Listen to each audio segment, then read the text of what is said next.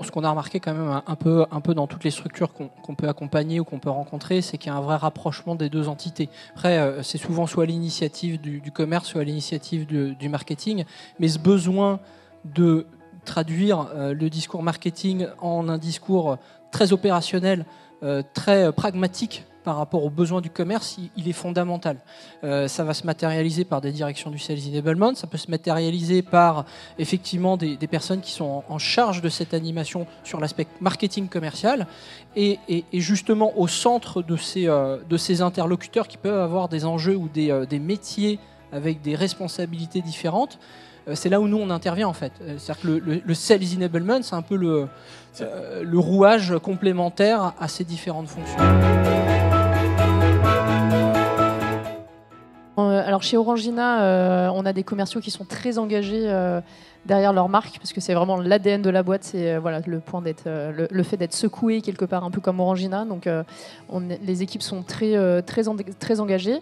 Et du coup, il y a vraiment beaucoup de collaboration entre les équipes. Et on a même du coup une équipe qui est aussi en interface entre le marketing et le commercial, pour pouvoir traduire d'un côté les besoins commerciaux au marketing et que les présentations du marketing soient le plus adaptées possible aux commerciaux.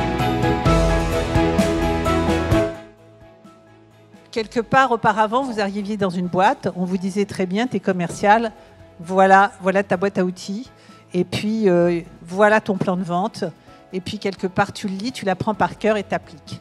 Puis vous aviez un manager qui finalement revenait vers vous en disant combien de rendez-vous, combien d'appels et quel est le résultat. Donc hard skills, résultats et tableau Excel. Aujourd'hui, on est quand même aux antipodes de tout ça. De moins en moins de temps, puisqu'il y a de moins en moins de monde en magasin, donc moins en moins d'interlocuteurs. Donc ça veut dire que pour nous, en 10-15 minutes, il faut vraiment avoir clôturé sa vente et donc avoir été clair, précis, complet en un minimum de temps. Allez droit au but, clair, concis, précis. Je dirais simplement qu'aujourd'hui, ce qui est important et ce qui va être très important, c'est ce mariage entre effectivement le marketing et les sales. Et je le redis. Moi, j'ai connu la vente il y a plusieurs années et il n'y avait pas cette force marketing. Le marketing était dans un coin nébuleux et les vendeurs étaient au diapason. Aujourd'hui, c'est ce rapprochement qui est absolument nécessaire, légitime et qui va apporter la force aux deux équipes.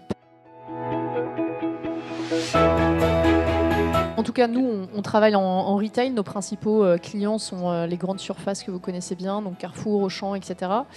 Le changement ces dernières années, il y a deux changements économiques. Il y a un changement sur la pression, sur la rentabilité. Il y a énormément, la pression est de plus en plus accrue sur la rentabilité.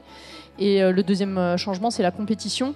Tout le monde est maintenant de plus en plus armé. La compétition est de plus en plus sévère. Donc, dans ce contexte-là, ces deux changements amènent au fait qu'il faut vraiment qu'on arrive à gagner une préférence client et gagner la préférence client en moins de temps.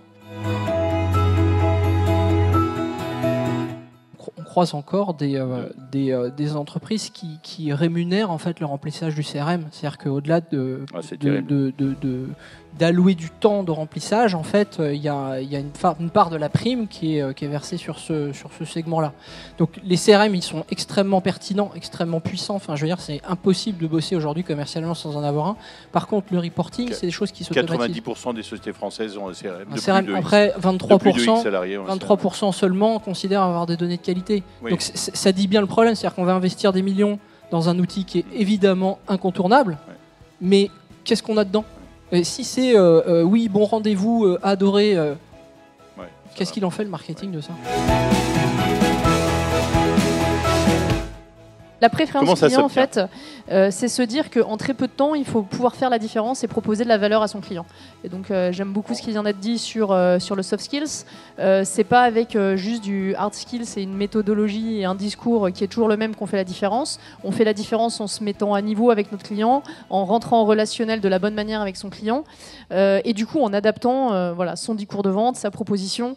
Et ça, c'est en effet beaucoup de soft skills et c'est aussi beaucoup ce qu'on recherche. C'est-à-dire qu'aujourd'hui, on ne recherche pas les meilleurs vendeurs, mais mais on cherche certainement ceux qui ont la meilleure intelligence situationnelle et le meilleur relationnel quelque part.